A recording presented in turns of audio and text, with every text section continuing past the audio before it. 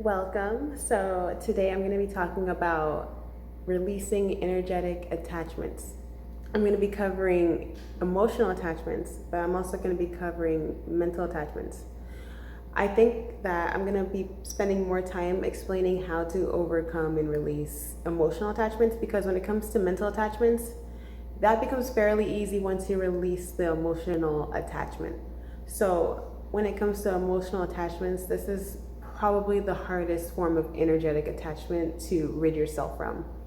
We become emotionally attached to just about anything. We become emotionally attached to our money. We become emotionally attached to our circumstances, our family, our friends, the places that we end up in all the time. Those things become the things that we're familiar with. So then we become emotionally attached to them, right?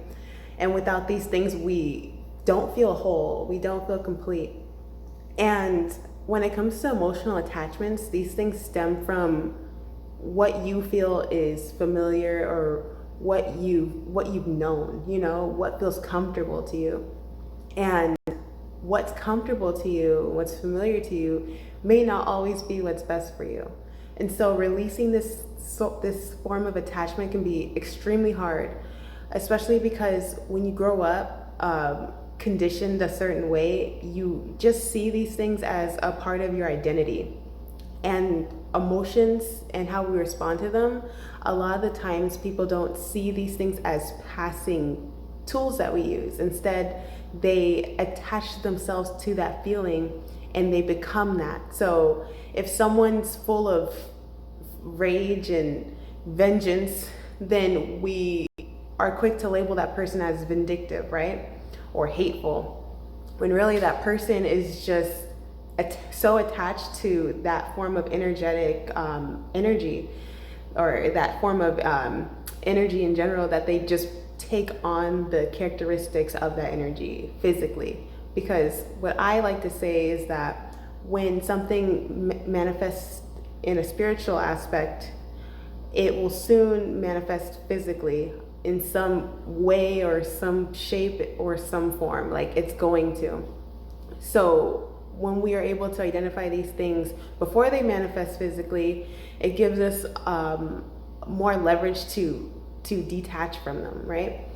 We are able to see them from a higher perspective, which is why I made angel technetics, because you want to be able to see things from a higher angle, and you'd be able to understand these things and to break it down in a way that makes sense, even if it means breaking it down in a way that makes spirituality technical. It makes sense. And so when it comes to emotions, sometimes it's hard to make sense of our emotions. And the reason for that is because the things we feel come from these two aspects. Well, there's about three, but these three main aspects of you, okay? There's your sacral energy center, okay? This is one energy body. There's your heart space. This is another energy body. And then there's your inner child aspect. That is another energy body, but I consider it, but then I don't consider it, only because it is, in a sense, your first awareness. I did make a video on it, the inner child aspect. I encourage you to watch it, because I'm not going to really be covering it in this video. But the third one that I actually consider the third aspect that is emotional is your third eye. And I've also labeled minds behind these three aspects. So your third eye would be considered your rational mind, because you only rationalize things that you have some form of bias on, and your bias is based on an emotional standpoint. And then when it comes to your heart space, that is emotional, and I link that to your subconscious mind, because the things you feel in your heart, you often overlook it. There's often like stored trauma there, and you just don't really visit that. It may appear in your dreams, it may appear in your subconscious, all these like hidden feelings, but you usually don't spend a lot of time deconstructing that area or that aspect of you. The area that we end up spending the most time when it comes to our emotional body, however, is the sacral space, the sacral chakra, right? Because this is where we have that me-oriented perspective, right? We have that self-reflection. This is where you really reflect off of your immediate experience. And this is also where a lot of that shame and guilt gets derived from, which influences how we act within our ego space, right? The ego space would be considered a mental aspect, which is the solar plexus, but I'm not going to be covering that right now at this very moment. But with these aspects that are emotional and being able to break them down in a way that makes sense and that's technical, you can really see how emotions are tools that we can use rather than things to get caught up in. However, we do get caught up in emotions because the attachment to them is so strong that we identify with them. And sometimes we identify with certain emotions and we don't know where they stem from because things become so attached to us that we almost grow around the trauma. We almost grow around that sort of conditioning. We grow around what is familiar, and we just shape our identities, our physical identities and our physical circumstances based on those things. So to get rid of them, you have to be able to accept these aspects. These are aspects that served you for a time being, but they're not going to serve you any further. I know I'm looking at it very logically. Usually you use your logic to make sense of your emotions, right? And that's what I like to do when it comes to understanding how the emotional energy bodies really work. But when it comes to really detaching yourself from certain emotional attachments, you have to accept certain things, which means doing that inner work is really helpful. Doing that introspection is really helpful because you have to see what you have grown, what areas of trauma you grew your life around, okay? Like that thing that happened that embarrassed you. Now you're afraid to put yourself in a certain situation because of that situation that embarrassed you, right?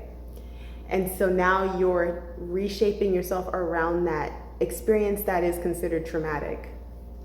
And your ego is usually going to assist you in doing so. But when it comes to how you feel, you may even feel like that area of you is stuck in that time still. You may even feel like you're taken back to that age where that energy first formed. A lot of the times when we experience traumas of any kind, and I know how people feel about throwing the word trauma around, but to be honest, trauma can be as simple as me hitting my silly bone and feeling the trauma or the funny bone, not the silly bone, but it could be as simple as me hitting that area and my arm falling numb for a while. I just caused trauma to my body, right? And I can also experience a situation that does cause embarrassment to me. Just because I didn't have like a physical infliction doesn't mean it's not traumatic, right? And so we have to understand that trauma it occurs in a percentage level. Like there's a percentage of trauma. Depending on that percentage level is how you heal it. But I'm not talking about very serious trauma in this video. I am just going to be covering maybe social conditioning or just conditioning or things that you thought were normal that you end up finding out isn't normal, right? Like getting, like when you're a kid and you're getting disciplined, you may find out other families don't get disciplined to that percentage that you got disciplined, but you thought it was normal. It traumatized you, right? But maybe that to someone else isn't as bad, but maybe to someone different, it's considered terrible. So yeah, that's something that we all have to understand. But anyways, to release yourself from this emotional attachment, you do have to do some form of introspection or inner work to find it. When you are in that moment of feeling triggered, You know, you all of a sudden want to exert some sort of control over a situation because you're triggered, for instance. You can react and justify it, right? Like we all do. Or you can catch yourself and then have an oh crap moment and realize that you are reacting based on past trauma, and that past trauma has now, in a sense, programmed you to need control in a situation, because maybe it stems from not having control. And so slowly accepting these things over time, and coupled with compassion, you need some of that. You need self-compassion. Where you get the self-compassion from would be from your heart space, but this is a very subconscious area that a lot of people don't visit. So a lot of people haven't even discovered self-love because the heart space is so subconscious and so hidden and so unknown that you have to teach yourself to have compassion for yourself, and you have to teach yourself self-love. We usually want to just shame ourselves within that sacral space and feel guilty or embarrassed and like I can't show my face around here ever again. And that's our normal response, because it is so close to what stems from our physical body. It's so much more rooted in there that we associate emotions with this negative context or this negative connotation. Like you think that emotions means that it has to include all the things that you fear, and emotions aren't something to fear. In fact, once you're able to accept all of that negative trauma, and you're able to look past it, accept yourself, be confident in your ability to keep developing, then it opens the doorway for you to start working on that heart space. But that doesn't happen until you get to you're able to maintain some form of balance with your ego, which would involve disarming it when it's not necessary. When you don't always have to prove yourself. And you have to realize that you don't have to prove yourself, because once you realize you don't have to prove yourself, you're in that heart space, you're feeling centered and you're feeling grounded and you're self-validated, right? You know that you are human, everyone else is human, we all make mistakes. You just made a mistake, it doesn't run your life. You can even laugh it off. Like it can be that simple. However, this space can be so unknown that it's just not our first nature, okay? Normally when people get emotional and they try to have that whole process, like I talked about it as if it was so easy, right? Because I have to teach myself to do that. But a lot of people jump to the inner child space, and that inner child aspect reminds you of all that unknown, deep, hidden, secretive stuff that you feel like you have a reason to be ashamed of, But I encourage you to look at my video on the inner child aspect, because it gets complicated. But when it comes to the inner child aspect, it's like it's like the main influence towards everything. Like if you were to look in the mirror, for instance, and you see yourself, you have to realize that that's just a reflection. However, it's not you. But what people tend to do is that they want to fix the reflection. They want to fix the inner child, give the inner child everything it ever wanted, or give the inner child this and this and that. But they're trying to fulfill a reflection, when really it's like you have to step back from that reflection and become more centered and grounded with yourself. You have to realize that the reflection doesn't matter, because when you walk away, you still have you. And that's when you get to that point where you're in your heart space and you're self-validated, okay? And once you do that, once you're able to look at yourself and feel grounded and centered with yourself in that way, then how you see the world with your third eye begins to change. You begin to see things different. And how you see that is based on your level of awareness on an emotional level, because it really is dependent on your bias. You know, if you have a bias towards something, you're only going to see it that way, you know. And even though people may think that bias is mental, it really is emotional, because you're only going to be biased about things you're emotionally ready to accept or comfortable with. So let's talk about mental energy centers and mental energy bodies. So let's start with the first one, which is the ego. This one is, I mean, to be honest, the physical body is inherently mental, and that's linked to the conscious mind. I like to refer them back to the root of where they stem from. And so when it comes to the conscious mind linked to the physical body, it's because of that etheric body that creates that physical form. And the physical form is inherently mental, because I can hold up two fingers and you know that this is two fingers because you did a mental breakdown just now of me holding two fingers. Okay?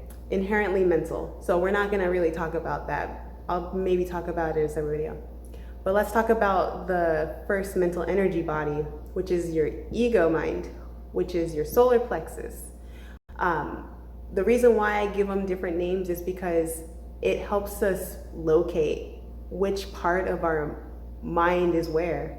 So the solar plexus, also known as the ego mind, this is where you derive a lot of your individuality, okay? Like, you have an individual way of doing things. You know, if you want to maneuver a certain way, you're going to do it in the way that makes sense.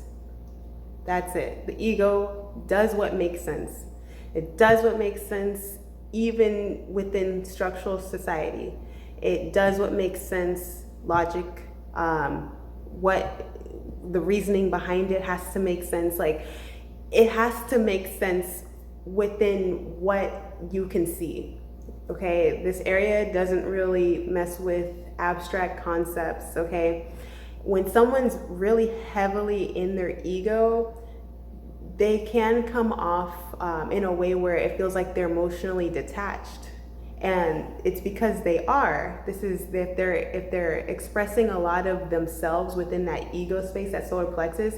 They look like they're doing a lot of stuff. They get a lot of stuff done because they don't have the emotional stuff that they're focused on, right? Not saying that it's not there. Like, you can still have a lot of emotional, energetic baggage and be working within that solar plexus space a lot. However, when you are just in that solar plexus energy, you just have the willpower to do, and you just do the things that make sense because you don't want to focus. It doesn't require a lot of emotional rapport. Like, you don't need to emotionally connect to whatever it is that you're doing. Like, my ego can get a good score on a test. Okay? Why does my ego allow me to get a good score on my test? Because my ego needs to find a way to make it through structural society, and has to make sense. And it outrules emotions. Emotions out of the picture. You know what I mean? To make that decision. It's very straightforward and cutting. So the other mental aspect would be your crown. I know you're probably thinking, like, why didn't she say your throat? Well, the throat area, the throat chakra, the throat space could be considered a mental aspect, because to formulate language, you know, it can be emotional, but at the same time, to be honest, it's like a blend. But when it comes to the throat area, this is like another etheric aspect of you. You know, it's like a physical, it's like a non-physical, physical aspect of you. And how you express yourself through this aspect of you is mental. However, a lot of what comes from your heart is conveyed through this area. So it varies. So that's why I don't really consider it mainly an emotion, or I don't consider it mainly a mental aspect. I consider your crown area, your crown chakra, your crown center to be your mental aspect. The reason for that is because when you're structuring your existence, who you are, why you do things you do, based on this area. So this area is like what you're gonna do next, like how you're going to structure yourself, how you're gonna present this and this and that, okay? You can do that without emotions, okay? This is like an outer mental aspect of you. And what happens a lot of the times, just a fun fact, a lot of people exalt their solar plexus into this crown area, and therefore this creates narcissism, or it creates narcissistic tendencies, or just other disorders where emotions kind of get ruled out of the picture based on like how you structure your life. Like it can come off very cutting and hurtful. Like you can just come off that way when you exalt that ego into your crown. So that's actually not a good thing. But when it comes to your crown just by itself in its own energetic integrity, it's there to serve the purpose of helping you structure things, to have a higher angle, to see things for how they really are. And it can be very dry on how you see things. You know what I mean? You can see where certain things are going wrong, where certain things aren't being fulfilled at. You can see why you feel a certain way at this angle about that, you know. It can see things for what they really are without applying that emotional aspect. It's just lets you see your positioning. And so when you have this crown chakra, it really depends on what kind of energy you're putting there, because this area dictates the whole like major chakras system. Like this whole mentality, it's almost like head honcho in how you structure that, okay? But if you're going to get rid of mental blockages, or you need to get rid of mental attachments to things, this area is less eventful only because it just involves you needing to forget. And the way to forget things the fastest isn't to just say you forgot. Sometimes things just fly out of your grasp and you really just forget. But in this case, if you have a deep attachment to something, like let's say you have a deep emotional attachment, because usually we form emotional attachments, like 9 times out of 10, you're forming an emotional attachment before a mental attachment, okay? This area just involves you forgetting.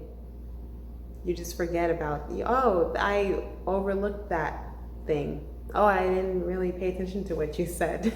And so clearing that emotional blockage or that emotional attachment first is more helpful than trying to forget something first. A lot of times people try to forget something first and they leave that emotional attachment where it is, and then it turns out maybe years down the line you've created a whole life thinking you had to do something a certain way because of the emotional attachment you left. You never released it. So I actually made a video on that. So I'll actually post the link to that video in the description down below. But the main purpose of this video is to just talk about these different aspects and releasing these attachments, these energetic attachments, and what that looks like. And by putting it in like this making this mind map, for instance, like when you make this mind map on how to do that and it makes sense, then you will have more control over how you respond, yes, but whether or not it's even worth attaching yourself to certain things.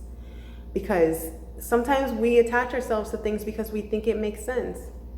And we identify ourselves with these things because we're so emotionally familiar with them. But I'm here to tell you now, a lot of things that we become attached to are merely energetic. You can put yourself in a mental cage just based on energetic attachments. And once we can understand that energy isn't finite, it's not finite, you can always change energy. You know, you can use energy work to change energy. You can change how you respond, your internal responses to energy through inner work. And you can also do energetic body work to help you create a distance between the emotional and mental energetic attachments. You can use these different forms of energy work to alleviate these energetic attachments, thus releasing these energetic blockages. But I'm gonna leave it here. If you like this video, hit the thumbs up button. You take care.